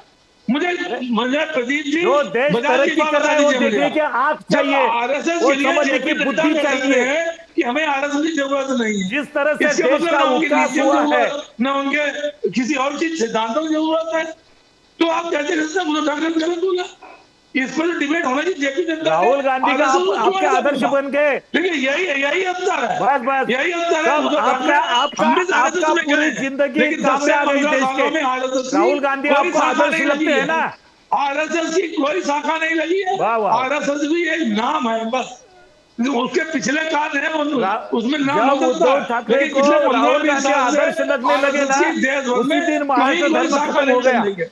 ये बिल्कुल आप पता लगा लीजिए और ये समझ लीजिए, सिर्फ नेतागिरी वहां हो रही है आज की डेट में, ये बिल्कुल स्पष्ट में बता रहा हूँ। अरे चुनाव आयोग के ऊपर, चुनाव आयोग को गाली देकर तुम जीतने वाले नहीं है। अरे मैं चुनाव को गाली नहीं दे रहा जनता हूं में भाई, जाकर काम करना मैं पड़ेगा। चुनाव को गाली नहीं दे रहा हूं। साहू जी, तुम्हारे संगठन मैं ईमानदारी चुनाव से को चलाने गाली पड़ेंगे नहीं दे तुमको। रहा हूं। चुनाव में जो खचखच किया है, पार्टियां तोड़ के अगर जो संगठन दिया है, सही ढंग से दाम चलाते दिया तो है, नामो चुनाव निशान चिन्ह नहीं दिया है, दिखता था। उस व्यक्ति की मैं भर्त्सना कर रहा हूं। जो चुनाव चिन्ह दिया, पार्टी का नाम दिया, संगठन उसके ने मैं भर्त्सना कर रहा जनतांत्रिक हूं। संगठन नहीं आप चलाया, इस डिबेट के हुकुमशाही का माध्यम से संगठन चलाया। मैं चुनाव की भर्त्सना नहीं कर रहा हूं, और वो आपने कराया। चुनाव आयोग मजबूर था, चुनाव आयोग मजबूर था, वो भारतीय जनता पार्टी के बड़े नेताओं ने व्यक्ति कराया। के दल हो गए, व्यक्ति के दल। मैं कहाँ जनतंत्र रह गया? लालू जी को खुश करो, जनता दल में काम करो, उद्धव जी को खुश करो, शिवसेना में काम करो, राहुल जी को खुश करो, कांग्रेस में काम करो। वहां पे मुक्ति, ये क्या जनतंत्र है तुम्हारा? खुश करने गए थे, नहीं काश्मीर में जिसको खुश करने गए थे, मैं भूल गए। यहाँ हरियाणा में जेडीयू खुश नहीं किया आपने, तो आपकी उम्र पूरी राजनीति में गई, आपको जनतांत्रिक दल में सर के साथ जुड़े हुए हैं। अब भतीजे ने लिया, मायावती जी की सरकार बनाई, मायावती जी को किनारे कर दिया। मायावती जी हमको अच्छा बोल रही है तो आपके पेट में दर्द हो रहा है। आपकी, मैं भी 3 साल आपके साथ रहा हूँ, दूध के धुले नहीं हो, आपके आंगन में धड़कन है, भड़कता, आपके भी अंदर भड़कता है सत्ता के लिए, लेकिन हम जनता का हमारे ऊपर भरोसा है, हम जनता के लिए कटिबद्ध है। और 20% राजनीति मानव, ये समझ लीजिएगा। आप पार्टियां जातिवाद का सहारा लेकर आप जिंदा रहना चाहते हो, जो संविधान के विरुद्ध है, जो संविधान के विरुद्ध है। आपने संविधान के विरुद्ध जाने के लिए चुनाव आयोग, ईडी, सीबीआई, एनसी सबको आपने लपेट लिया, मतलब किसी को नहीं छोड़ा आपने इस देश में। इस देश आप ये बताएं सर, छोड़ा मानव। अरे संजय द्विवेदी जी, आप ये बताएं, जहां तक के शिवसेना का प्रश्न है, उद्धव ठाकरे सेना का, मुंबई में तो खबर ये आ रही है कि उद्धव ठाकरे सेना की हालत बड़ी खस्ता है sir, very frankly speaking. Mumbai शहर में जो आपका गढ़ था, पहले बिल्कुल गढ़ था आपका, Bharatiya Janata Party used to be your second partner, मतलब सेकंड स्ट्रिंग पार्टनर थे, आपके पीछे पीछे थे। आज बीजेपी इतनी ज्यादा आगे बढ़ गई, इतनी ज्यादा आगे बढ़ गई है कि दोनों के बीच में कंपैरिजन ही नहीं है। ये कैसे हो गया सर? भारतीय जनता पार्टी तो और आगे बढ़ गई है। और ये आप नहीं कह सकते कि शिवसेना तोड़ करके शिवसेना के लोग बीजेपी में गए हैं। बीजेपी में तो कोई नहीं आया शिवसेना का, बजाज वो जी, अलग यही से मैं आपसे कह रहा अलग हूं, अलग अलग आप पार्टी में खुद ही देखना, जी- छंडने वाली पार्टी नहीं में। नहीं नहीं, देखिए ये हाँ कहना गलत है, मैं आपका विरोध करूंगा। कहिए प्लीज। अगर बीजेपी में आ ही नहीं सकते थे, बीजेपी में आ नहीं सकते थे ना, बीजेपी में आते तो मामला गड़बड़ा जाता। लेकिन बीजेपी में आके उन्होंने पार्टी बनाई, उस पार्टी को मुख्यमंत्री बनाया गया, उनके लोगों को मंत्री बनाया गया। ये क्या है, लालच नहीं है क्या? ये लालच नहीं दिया क्या? उद्धव ठाकरे जी मुख्यमंत्री कैसे बने थे? अजीत दादा पवार को आपने तोड़ा, 2000 को जिनके लिए अरे उद्धव ठाकरे कैसे मुख्यमंत्री बने थे? 70,000 घोटालेबाज है, आवाज उन्हें नहीं, 2000 उद्धव ठाकरे कैसे मुख्यमंत्री बने थे? लालच नहीं है। आज देखिए जो राजनीतिक व्यक्ति है संजय द्विवेदी, ये हमारे स्टैंडिंग है, जो उद्धव जी के साथ है, हम हमें स्वार्थ और लालच नहीं है। लेकिन आज की डेट में स्वार्थ और लालच इतना कूट के भर गया है। और साउथी जी का अहंकार आप देख रहे हैं, अभी हमारे जो बीजेपी प्रवक्ता जी हैं, एंकर देखिए इनका अहंकार बोल रहा है, तो ये कुछ नहीं बोल रहा है। मतलब अपनी पार्टी की तारीफ करना अहंकार हो गया। हम ही नहीं किया, तो ये जनता ने 65 साल तक क्यों सर चुनाव सर में पूछते सर रहे कांग्रेस को? सर अगर क्या करें सर 65 साल आप? जनता ने चुना अरे द्विवेदी है, जी, कांग्रेस क्या को आप- क्यों चुन के रखना? क्या आप बाला साहब ठाकरे की तारीफ नहीं करते? क्या आप शिवसेना की तारीफ नहीं करते? करते ना, तो अहंकार थोड़ी हुआ, वो तो आपका प्रेम हुआ ना अपनी पार्टी से। इसी तरह लक्ष्मण मतलब सावजी जितने साहब जो भद्दे तरीके हैं, से बजाज जी- अरे सर आप बजाज जी एक आरोप लगाने का भी एक तरीका होता है। सर बात क्या आप करने का आप तरीका तय करेंगे? होता है। लेकिन जिस भद्दे द्विवेदी तरीके जी से जिस बात तरीके करते से हैं, आप आरोप लगा रहे हैं, वो समझ में नहीं आता डिबेट में। सर अपने आप को भी तो सुन लीजिए ना, ऐसी क्या बात है? आपके ऊपर भी तो ऑब्जेक्शन ले सकते हैं ना साहू जी साहब, कि आप कैसे आरोप लगा रहे हैं। वो आपका तरीका है आरोप लगाने का, इनका तरीका वो आरोप लगाने का। सर डेमोक्रेसी है सर, सर डेमोक्रेसी है। संग में रहे नहीं, बजाज जी एक मिनट सुन लीजिए मेरी बात। 30 साल में क्या साथ में रहे, तिवारी जी तो को आरोप नहीं दिखाई पड़े मेरे। द्विवेदी जी इतिहास अच्छी तरह मालूम नहीं है।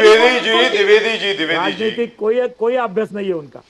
मगर साहब जी साहब, जब उद्धव ठाकरे जी का कहना है आरएसएस और बीजेपी, जब मुस्लिम संगठन आरएसएस के अंदर आरएसएस ने बना दिया मुस्लिम, जिसमें अली दारूवाला जैसे हमारे स्पोक्स पर्सन भी है मुस्लिम मंच का, तो आरएसएस जब कह रहा कि देश प्रेम है, देश हित में है, और उद्धव जी किसी मुस्लिम संगठन से मिलता है तो आप कह रहे हैं हिंदुत्व से बहुत दूर चले गए, हिंदुत्व को दूर कर दिया। साहू जी साहब, ये डोगला नीति है ना, है कि नहीं? आरएसएस करेंगे तो देश प्रेम है, उद्धव जी करेंगे। बोलिए बोलिए। उनका राजनीतिक विश्वासार्हता ही चले गई जिस दिन वो कांग्रेस के साथ जुड़ गए। उनकी जिस बुनियाद पर वो खड़े थे उसके साथ उनकी एकदम गद्दारी हो गई है, उनका विचारधारा के साथ तिलांजलि हो गई है। उनका अभी आगे उनका भविष्य पूरा अंधेरा है। आप कुछ भी करो, कितना भी करने दो उनको, क्योंकि एक बार विश्वास उड़ गया ना तो विश्वास बिठाना बहुत मुश्किल है। महाराष्ट्र की जनता उनको सर पर लेकर नाचती थी, हम भी उनको मानते थे, ऐसा कुछ नहीं है। लेकिन जब विचारधारा को तिलांजलि दी गई, श्रद्धेय बाला साहेब ठाकरे जी के जज्बात को पूरा ठुकरा दिया। अभी राहुल गांधी के, राजीव गांधी के, सोनिया गांधी के आरती उतारने वाले उद्धव जी किसको जचेंगे नहीं। जी महाराष्ट्र जनता बहुत होशियार है, उन्होंने बता दिया। अरे एकनाथ जी शिंदे जी को बहुमत दे दिया, वो सच्ची शिवसेना मानने लगी महाराष्ट्र की जनता।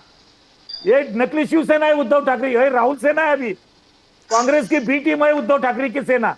ये क्या बात करते हैं? बट ये इसका उत्तर दिया नहीं आपने साहू जी साहब। आप मुसलमान को गले लगाएंगे तो देश प्रेम है, देश हित है। उद्धव ठाकरे जी मुसलमान को गले लगाएंगे हिंदुत्व से दूर। बोला नहीं साहब, देखो इसके ऊपर चर्चा हमेशा होती है। देखो भारत राष्ट्र की जो विचारधारा है, जो संस्कृति है, जो धरोहर है, 1000 साल की जब संस्कृति हम देखने चाहते हैं, हमारे लाखों साल के, हजारों साल की संस्कृति है। मुगलों के 800 साल और ब्रिटिशों के 200 साल के बाद हमारे यहाँ की जो हालत हुई है, वही चर्चा दोहराना ठीक नहीं लगता है। हिंदू मुस्लिम के आधार पर ही भारत पाकिस्तान का बंटवारा हुआ था, भारत की स्वतंत्रता, पाकिस्तान की स्वतंत्रता, ये सब मुद्दे हैं ना उसके साथ। लेकिन हमको अखंड भारत जब चाहिए तो हमको सबको सम्मान में साथ में लेकर चलना चाहिए। ये आरएसएस को भी मालूम है, भाजपा को भी मालूम है। जब अटल जी प्रधानमंत्री थे तो लाहौर के लिए बस यात्रा शुरू की थी। अटल जी का क्या रवैया था? हम पड़ोसी देशों के साथ संबंध अच्छे होने चाहिए। जी। जो राजनीतिक मामले हैं राजनीतिक रास्ते से सुलझे जाएंगे, यह है ना। लेकिन हर गली में हर चौराहे पर हम हिंदू मुस्लिम करते राजनीति चलाते नहीं है। अगर ऐसा होता तो हम तीसरी बार सत्ता में नहीं आते थे। हम सबको, जब हमारी योजना सरकार चलाती है तो मुस्लिम लोगों के लिए अलग योजना, हिंदू के लिए अलग योजना, ये सरकारी योजना नहीं होती है, सरकार होती है। विचारधारा का जब मुद्दा आता है तो विचारधारा के ऊपर मसलत होती है ना। सर एक चीज मोहन भागवत जी ने कही, होता है, मैं दोहराना चाहता हूँ, जब तरक्की कर रहा है तो इनको हिंदू में जातिवाद फैलाना ये राहुल गांधी का मेन एजेंडा है। और वो राहुल गांधी इनका गुरु हो गया, ये फिलोसोफर हो गया उद्धव ठाकरे का। ये गलत है ना। समझ लीजिए, तो इसमें हमारी सरकार ने एक भी योजना जातिवाद के आधार पर नहीं की। मैं ऐसा नहीं करता, राष्ट्र पहले बोला है, संजय द्विवेदी जी, माना है। आपको एक छोटी बात आवास योजना मुसलमान भाइयों को दीन है, ऐसा नहीं हुआ है। को मिलेगी, ये सोचना पड़ेगा। और इसके आधार पर हम सत्ता में हैं, इसी आधार पर हम बिहार जीतने वाले हैं, इसी आधार पर हम बंगाल जीतने वाले हैं। सर आप बिहार जीतने वाले हो, इसमें कोई दो राय नहीं है। इसके बावजूद के सर्वेक्षण अलग बात कर रहे हैं। मैं पहले दिन से बोल रहा हूं, जब से आपने सीएम रोजगार योजना अनाउंस करी है और 10,000 रुपए आपने डाल दिए लोगों के अकाउंट में, उसके आगे कुछ चलता नहीं है सर, कोई आर्ग्यूमेंट चलती नहीं है, सीधी सादी बात है।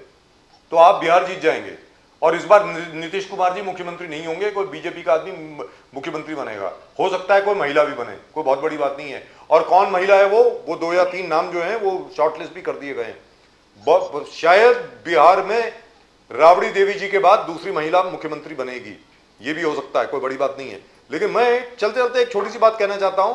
मोहन भागवत जी ने जो बड़ी पते की बात कही, जो उनका लास्ट भाषण जो था, उन्होंने कहा यार देखो, और बड़े प्यार से उन्होंने बोला था, देखने उनका बोलने का लहजा बड़ा फ्रेंडली था, मतलब जो कहते हैं कैजुअल कॉन्वर्सेशन जो होती है, भाषण वाला नहीं था। उनका यार मैं सभी देशवासियों के सामने ये बात रखना चाहता हूं, दुनिया का पहला चर्च जो है गिरजाघर, वो हिंदुस्तान में बना, भारत में, Saint Thomas. That was around 72 AD or thereabouts when he came over here. He was one of the 12 apostles, 12 disciples of Christ. The first church was built in India. और मक्का के बाद, अल मक्का के बाद पहली मस्जिद जो बनी कहीं और, वो भी वहीं केरल में बनी, भारत में। तो साहब ये दोनों स्ट्रीम्स जो हैं वो भारत के डीएनए में है। वो उनका खून हमारा खून एक है, ये बात कही मोहन भागवत जी ने।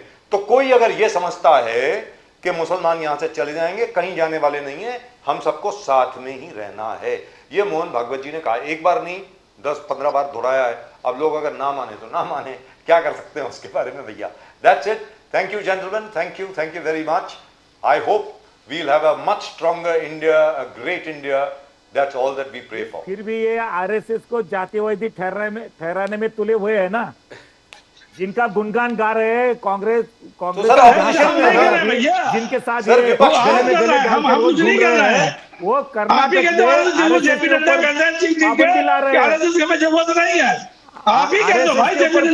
में सोचने वाले के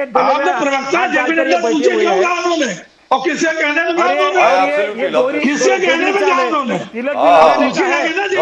लगाने का है, जब तक ये नहीं होगा संभालने का भी नहीं है। आप लोग समझी नहीं पा रहे हैं। मतलब that by the way is the Prime Minister of Mongolia. The gentleman walking with Mr. Modi is the Prime Minister of Mongolia. जी, माशाल्लाह, जबरदस्त, fantastic. So finally India is making inroads into Mongolia. Mongolia is on the north of China, in between Russia and China. Yes. पहली बार कोई भारत का प्रधानमंत्री अगर उलन बातौर गया, वो मोदी जी थे, where he gave I think $5 million at that time, yes. And now I think the aid has gone up to $500 million. हाँ बोलिए सर, बोलिए। बजाज साहब, पिछले 10 साल में भारत के प्रधानमंत्री दुनिया के देश के कोने कोने में सब देश में गए। ये पहले 30, 40, 50 साल में नहीं हुआ है जी। दुरुस्त ये बात भी सोचना पड़ेगा। नहीं, गलत बात है। हम दुनिया की लीडरशिप करने जा रहे हैं। कितने ऐसे देश हैं पहली बार प्रधानमंत्री वहां गया है, क्या नहीं हुआ है, जरा खोजो ना, स्टडी करो ना, क्या चिल्लाते हैं। क्या Sir, we'll have a Rahul discussion Gandhi on गए that. क्या? दूसरी देश रूस से में कितने राजीव अच्छे गांधी गया संबंध था। है, बांग्लादेश से कितने संबंध है, कैसी मजाक कर रहे हो? Sir, we'll have a America discussion से on that at some other point of कैसी जो time. मजाक कर पहली रहे हो? बार गए अमेरिका हुए से देश संबंध की ऐसे लिस्ट थे निकालो, कि राष्ट्रपति जहाँ लेने प्रधानमंत्री जाते थे पहली बार एयरपोर्ट पे। गए, ये एयरपोर्ट भी पे सोचने लेने वाली जाता था बात है। हमारे पास। एयरपोर्ट पे रिसीव करने जाते जो थे। जो वो सामने संबंध वाला है। आदमी आपको क्या संबंध कहता है बना हुआ सोचने की तो कम से कम दिमाग बजाज रखो। जी आपको याद है? सिर्फ चिल्लाने के लिए बैठते हैं क्या? बजाज जी, सबको याद है। ये क्या बोला है? अमेरिका का राष्ट्रपति पिछले 10 रिसीव साल में करने जाता था ऐसे भारत ऐसे के नए लोगों को। देश, मुझे बता ऐसे बहुत दीजिए। नए देश आप है इनको जहाँ बताइए, पहली बार प्रधानमंत्री कैसे गए संबंध हैं। है? व्यक्ति कौन गया ये बात नहीं है, अरे प्रधानमंत्री व्यक्ति कोई नहीं, प्रधानमंत्री है। हवा में बाजी ना किया करिए। और वो प्रधानमंत्री आज जो मोदी जी के स्पीच ऊंचाई पर लेके जाने के लिए हवाई तुम्हारे जहाज पास बन एक रहा आदमी नहीं है, वो ऐसे क्या ही बात नहीं करते बनता हैं? है। ये बीजेपी के कारण नहीं बनता मानवर, इन 11 सालों में नहीं बना। जो 11 सालों ऊंचाई में प्राइम नई मिनिस्टर सोच के बदल दिया। व्यक्तित्व को मोदी कोई जी ने नया दी काम है, नहीं किया। वो ऊंचाई का आपने एक सार्वजनिक आदमी उपक्रम तुम्हारे पास बेचे विरोधी दल के हैं, पास ये कोई काम आपने नहीं है। जरूर किया। सार्वजनिक उपक्रम काय आपने को नौटंकी बेचे करते हैं? हैं, ये काम आपने किया। लेकिन सार्वजनिक उपक्रम कितने लगाए हैं, ये काम आपने नहीं किया। कैसे पेट्रोल डीजल के दाम आपने राजनीति बढ़ा में- दिए, राजनीति महंगाई कर में दी आपने, बेरोजगारी चरित्र आपने भी काम संभालना किया। पड़ता है आप और वो मोदी जी के 90 पास है। आपने डॉलर का काम कर दिया। जरा रुपए को झाँक आपने कर गिरा देखो दिया। पूरी लीडरशिप जब पे, आप पूरे प्रधानमंत्री क्या भ्रष्टाचार कहते में हैं? डूबी अगर हुई डॉलर के लीडरशिप दाम है बढ़ तुम्हारे रहे पास। हैं, तो प्रधानमंत्री की साख गिरती है। प्रधानमंत्री तो आज क्या हो रहा है भाई? आज प्रधानमंत्री देश को नहीं गिर लूटने रहे वाली हैं। लीडरशिप के हाथ में अरे कभी देश जाने छोड़िए। वाला नहीं है अभी। हवा बातें मत करिए, ये जनता जो है अरे द्विवेदी जी, एक छोटी सी बात बोल रखूं आप पे सामने। अभी सर बागडोर अरे एक सेकंड सर, लक्ष्मण साहू साहब सुन लीजिए, द्विवेदी जी आप भी सुन लीजिए। 2 May 2015, the first ever Indian Prime Minister to visit Mongolia, Prime Minister Modi. The first ever Prime Minister of India to visit Palestine after it was made an independent authority, Yeah. February 2018, Prime Minister Modi. First ever visit by an Indian Prime Minister to Rwanda, again Prime Minister Modi. First ever visit by an Indian Prime Minister to Israel, Prime Minister Modi. Bahrain, Prime Minister Modi, August 2019. Papua New Guinea, again Prime Minister Modi. And yes sir, if you really would like to know, the first ever visit by an Indian Prime Minister to Kiev, that is Ukraine, again Prime Minister Modi. So lots of places where no Prime Minister had ever gone before. And yes, Mrs. Gandhi had gone to Cyprus. Absolutely true. The Greek part of Cyprus long time ago. This time Mr. Modi went over there, and after that he went to Greece. और उसके बाद आज की तारीख में शायद आपको मालूम नहीं होगी, ये घटना एक बार फिर मैं दोहरा देता हूं, हमारे दर्शकों को तो मालूम होगा। सर आपको मालूम है, हमारा एक जहाज, इंडियन नेवी का एक destroyer, it was taking part in joint naval exercises with Greece and the Greek Cypriot community there, the Greek Cyprus, the Greek part of Cyprus. Turkey ने कहा कि भाई आप अपने जहाज को यहां से ले जाइए, वरना हमारी नेवी आपके घेर लेगी पकड़ के। आपको मालूम है, हमारे जो और 3 जहाज थे वहां पे नेटो की एक्सरसाइजेज में, वी वर इनवाइटेड गेस्ट, वो भी वहां पर आ गए। तो तुर्की के सारे जहाज है, बड़े प्यार से सब लोग वापस चले गए। तुर्की ने और अजरबैजान ने, दोनों ने पाकिस्तान की खुल के मदद करी। तुर्की के खिलाफ बैलेंसिंग एक्ट करने के लिए मोदी जी साइप्रस गए और ग्रीस गए। उनका भाई कोई बात नहीं, आप हमारे साथ नहीं रहना चाहते मत रहिए, हमारे हैं ना पुराने दोस्त हैं हमारे। यूनान के साथ, ग्रीस के साथ हिंदुस्तान के बहुत पुराने रिश्ते हैं, हजारों साल पुराने रिश्ते हैं। अगर मेरी बात नहीं मानते हो, एक बहुत खूबसूरत किताब आई है, the golden road by William Dalrymple, पढ़ लीजिए। Mr. Modi is just trying to revive all those treaties. और द्विवेदी साहब, जो एकनाथ शिंदे जी का आरोप है कि हमने वर्क फ्रॉम होम कल्चर को डिस्ट्रॉय कर दिया, क्या work from home Uddhav ji का था? बोले वैनिटी वैन दौरा में जाते थे, वैनिटी वैन लेके जाते थे, हमने वैनिटी वैन का सिलसिला खत्म कर दिया। तो work from home, vanity van, ये क्या सिलसिला द्विवेदी साहब अब खत्म हो गया? अब तो उद्धव जी बिना जाते हैं लगते। अब वैनिटी वैन नहीं जाती, मेकअप की जरूरत नहीं है। जी हाँ। Right, gentlemen, thank you very much. God bless you all. Namaskar. And I must say, जय श्री राम, हर हर महादेव, घूम फिर के 4 दिन में दिवाली आने हर हर वाली है। महादेव। हर हर महादेव। सर, इंडिया पाकिस्तान का जो मैच चल रहा था अभी हॉकी का, सुल्तान ऑफ जौहर, हमारे बच्चे जो है वहां पे, इंडिया और Pakistan 3-3, it has been drawn, India was trailing 0-2, Indian team came back 2-2 हो गया, फिर पाकिस्तान ने 3-2 किया, फिर इंडिया ने 3-3 कर दिया। नहीं सर, इंडिया ने 3-2 किया, फिर पाकिस्तान ने 3-3 कर दिया। और साहू जी साहब, जैसे आपने सुना द्विवेदी जी हर हर महादेव से ही समाप्त करते हैं हमेशा, दिल से वो आप ही के साथ है द्विवेदी, और आने वाले हैं आप ही के बाद, आने वाले हैं, एक बार फिर सर राम भरत मिलाप होगा, एक बार फिर देख लेना। थैंक यू जेंटलमैन, नमस्कार। जय जय, थैंक यू। हम तो जय भवानी जय शिवाजी, हर हर जय महादेव, भवानी श्री जय Ram. Shivaji, Yes, yes. Vande Mataram, her her Mahadev. Thank you gentlemen. so much. Well, that was a nice show in Yes, the it end. was. Ashok Yadav ji as usual left. You could have, Very, very you could have busy man. continued for a long time. Ashok Yadav ji decided that he had other pressing engagements, I think, in some other channel. Before he could really be, kind of questioned on what's really happening in Uttar Pradesh.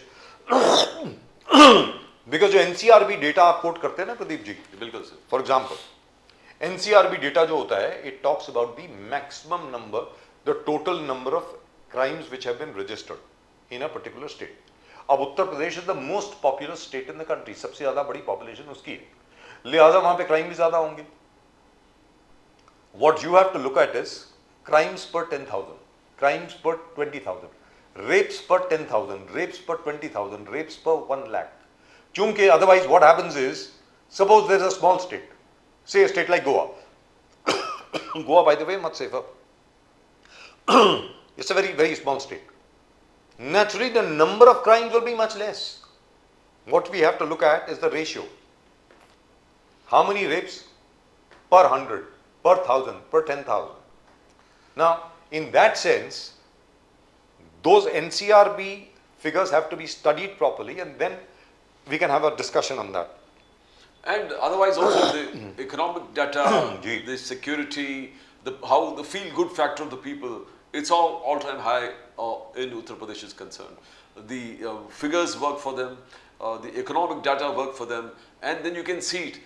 Actually, Ashok Yadav ji से तो हमने कहा कि that we're going to world record Ayodhya में दीपोत्सव, जो दिए जलाएंगे, it's going to be a biggest world record, and that's going to be a global spiritual hub in this Diwali. Pradeep The जी, सबसे बड़ी बात ये है, Biggest. हमारे विपक्षी दल के जितने भी लोग हैं, सारी पार्टियां ना, तो उसमें क्या है, एक दिन आज आप विपक्ष में, कल आप ही सत्ता में होंगे, you will be quoting government figures in your favor when you are in government. It will happen. ये कहा जाता है India has become the 4th largest economy by GDP. Absolutely true. It has. मेरा ये कहना है, और फिर आप बात करते हैं पर कैपिटा में हम यहाँ पर हैं. Quite true. The fact remains, लेकिन वो पर कैपिटा हम और भी नीचे होते अगर GDP इतना नहीं बढ़ रहा होता. The very fact that the GDP is growing at such an extent, to such an extent, even though World Bank says if we'll grow at about 6.5% throughout the year, the IMF says 6.7%. RBI says we expect a 7% growth. All I'm saying is the growth rate even at 7% should not be enough. India should not be satisfied. We are the fastest growing largest economy in the world, but we need to grow at about 12 to 13%. If we really need to make a difference to our GDP per capita, our per capita growth will only come about if you grow at about 12 to 13%. But for that, we'll have to have a separate discussion. उसके लिए अलग discussion करना पड़ेगा. But right now, the way the leadership portrayed itself when it refused to go, where US himself had called Prime Minister to come to Egypt. That was good. That was brilliant. It was brilliant. And he earlier also, just because he said, please come to White House when in Canada, he refused to go. It shows that India has ji, grown. आपने एक बात करी. अच्छा, by the way, अगर आप लोगों ने subscribe नहीं किया चैनल को, तो प्लीज सब्सक्राइब Subscribe करें. to Nation Now, the fastest growing channel of the nation. जी, सब्सक्राइब जरूर करें चैनल को. Please subscribe to the channel. The fastest growing channel of the nation. And the channel, as you know, is also available on Facebook. It is available everywhere. Like करें channel को, share करें और subscribe जरूर करें channel को. एक चीज आपने नोटिस करी सर, मोदी जी वहां पे गए नहीं, उन्होंने अपने minister of state for foreign affairs को भी. Exactly. But Modi was present on stage. आप भले चाहें या ना चाहें, Modi ji was present on stage जब ट्रंप साहब ने कहा India is being led by my dear friend Exactly. And I hope India and Pakistan will get along now. And that sheepish grin on Shahbaz Sharif's face has to be seen to be believed. In any event, all I'm saying is, without being there, Modi was still there. That's it. And the point is, you can't ignore India. You can't ignore Modi. Wherever you are, whoever you are, in whichever region you're talking about, you have to pay. You ultimately know that you can't do without India right now. ऐसे एक माहौल बना है पूरी दुनिया में. सबसे बड़ी बात यहां पर यह है कि कांग्रेस को मुझे ऐसा लगता है कि आप अटैक करें, बीजेपी के ऊपर आप अटैक करें, रूलिंग पार्टी के ऊपर आप अटैक करें, जरूर करें, लेकिन फैक्ट्स पर करें ना. Let's talk about male nutrition, let's talk about the number of children who die at birth, let's talk about malnutrition in women, let's talk about education, let's talk about medical care, let's talk about lack of simple dispensaries in villages, health care in villages. उसके बारे में आप बात करें, schools के बारे में बात करें, क्यों नहीं बात करते?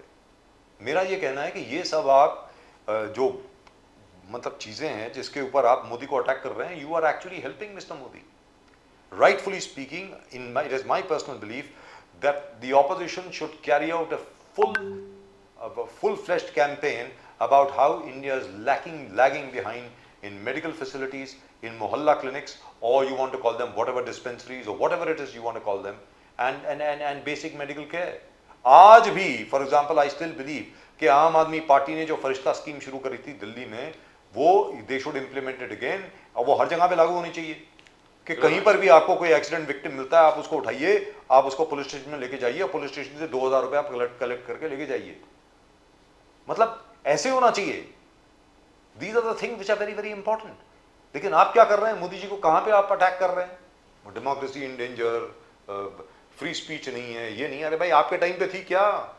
आपने भी तो एक कार्टूनिस्ट को उठा करके अंदर डाल दिया था, बहुत सारे, मतलब मुझको डाल दिया था. Exactly. और तो और छोड़िए, मतलब क्या है यार ये? Let's be, I mean, there are areas where the Modi government is failing. There's no doubt about it. For example, as we've been talking over here, the Trump tariffs. Why didn't our intelligence guys know about it? Why weren't we ready for it? Everybody thought that now that Mr. Trump is in the White House, he's Mr. Modi's friend, therefore India's friend, and he's totally against Pakistan. We didn't know that Mr. Trump's interests have changed. He is now more concerned with his cryptocurrency business, from where he's going to be earning billions and billions of dollars from Pakistan, not from India. क्योंकि India में तो cryptocurrency illegal है साहब. पाकिस्तान में भी थी, but they made an exception for Mr. Trump, and Field Marshal, what's his name? Asif Munir. Asif Munir is effectively the man in charge of cryptocurrency for Mr. Trump. He's actually Trump's employee. That's it. तो ये सब तो हमारे अजीत डोल साहब को मालूम होना चाहिए था कि ये होने वाला है, and we should have prepared for it. कि ऐसा कुछ होने वाला है. Let's see. But I think in the long term, if you see, it's all a short-term strategy, because the next government in US, it not be necessarily a Trump favorable government. So their policies towards Pakistan will automatically change. So whatever he tries to hide is cryptocurrency. But by the time Mr. Trump goes, will there be a Pakistan left? Considering what's happening on the on the Afghan border, all the presumptions of Mr. Trump are all actually very short-sighted. It never works like that. As most of these anchors who are absolutely against Trump, you know, in various American news platforms, as they say, he wakes up in the morning and then decides what policy is he going to adopt, forgetting what he had signed, which executive order he had signed the day before. So it's policy by whatever comes to mind as far as Mr. Trump is concerned. Very dangerous when you are the president of the most powerful nation in the world. But so far, Mr. Modi's government and Mr. Modi himself seem to have done rather well. At the moment, Mr. Modi has stood up to Trump, has congratulated him, especially with regard to the Gaza peace proposal and the fact that there's been a ceasefire. Thank God, nobody's dying anymore. At least 20 people have been released. They're all alive. And Palestinians from this side also went through Egypt. Yes, and the other thing is that the only Hindu boy over there, he was a Nepal citizen, he had been killed by Hamas. And then that brings us back to the question, what's going to happen to Hamas? Are you going to let them get away with it? is the terrorist designation to Hamas going to be withdrawn? Will Israel recognize Hamas? I don't know. Israel needed a break, and they got it. Yeah. Frankly speaking. Yes, they did. And they got Trump inside, And they've got Trump now, and since Benjamin Netanyahu was kind of shaky politically within Yes. Israel, now that he's got Trump support, so he. And how long can you continue a war? I mean, there has to be some. That's right. But I'm now only concerned with what's going to happen now. And there's Georgia Maloney, and you can see when she leaves him, she will do namaste. But actually, when she met him, also she did namaste. That they haven't shown. I don't know why. There she is. She loves doing namaste to everybody ever since she's met Modi. Well, that's it. That's all we've got for you in tonight's show. और जैसा मैंने आपको कहा कि अगर आपने अभी तक सब्सक्राइब नहीं किया तो सब्सक्राइब कर लें भैया. To the fastest growing channel in the nation now. From both Pradeep ji and myself, आप सब लोगों को नमस्कार. जय हिंद, जय महाराष्ट्र, जय भवानी, जय शिवाजी, वंदे मातरम. Vande Mataram. भारत माता की जय, जय हिंद.